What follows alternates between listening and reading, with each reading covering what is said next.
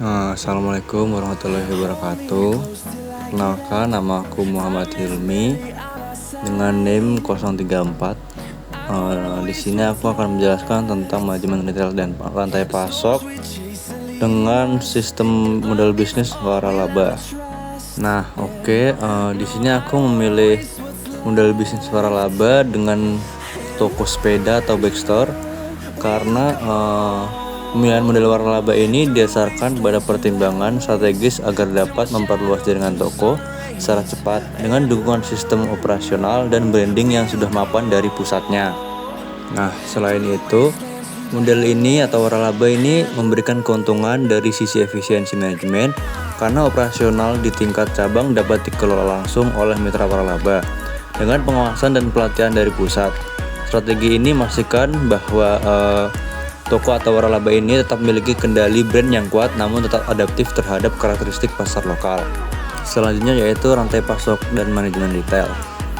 Alur rantai pasokan ini dimulai dari produsen utama yang memproduksi berbagai jenis produk sesuai standar kualitas perusahaan. Barang kemudian itu dikirim ke pusat distribusi atau gedung utama untuk dilakukan pengecekan kualitas dan pengelompokan berdasarkan permintaan tiap cabang toko.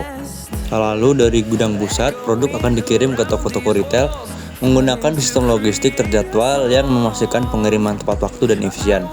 Setiap toko menggunakan sistem manajemen inventory digital yang terhubung langsung ke pusat, sehingga stok dapat dipantau secara real time dan otomatis memicu pemesanan ulang saat jumlah produk menurun. Untuk strategi merchandisingnya itu ada 5 ya. Yang pertama itu produk yang tepat. Produk ini dipilih secara berdasarkan tren pasar atau gaya hidup pelanggan dan data penjualan sebelumnya. Tim merchandising rutin melakukan riset untuk memastikan setiap item yang dijual relevan dan memiliki nilai jual yang tinggi. Yang kedua itu jumlah yang tepat.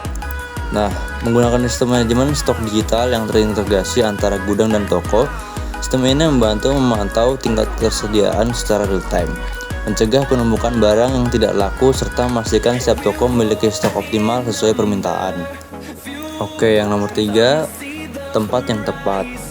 Untuk tempat ini produk ditata dengan prinsip visual merchandising, yaitu menempatkan barang paling menarik di area pandang utama dan dekat jalur lintas pelanggan.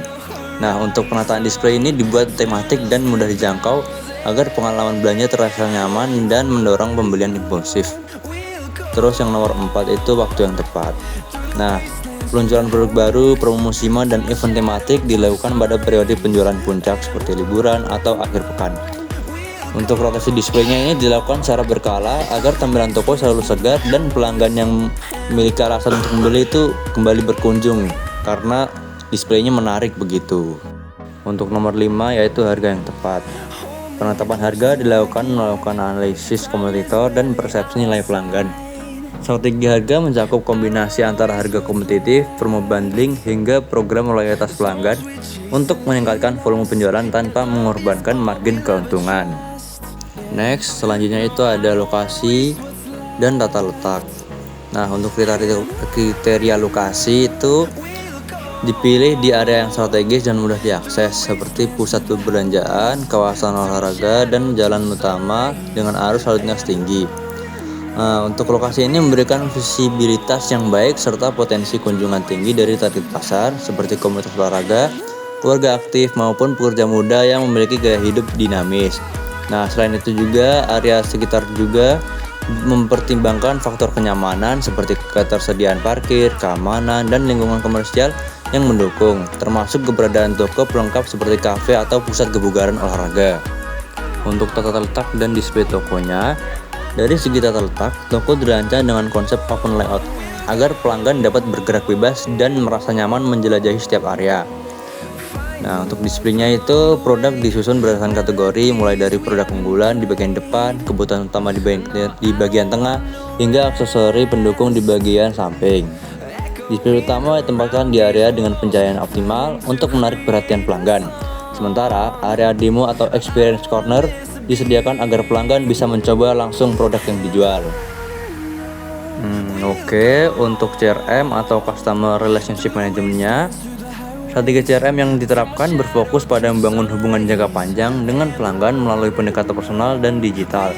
Setiap pelanggan yang berbelanja atau didaftarkan ke dalam database pelanggan untuk memantau riwayat pembelian dan preferensi mereka.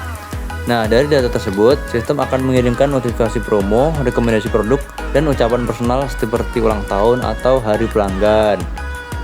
Selain itu, diterapkan program loyalitas berupa poin reward untuk setiap transaksi atau pembelian dari pelanggan tersebut, yang nantinya dapat ditukar dengan potongan harga atau produk eksklusif dari toko tersebut.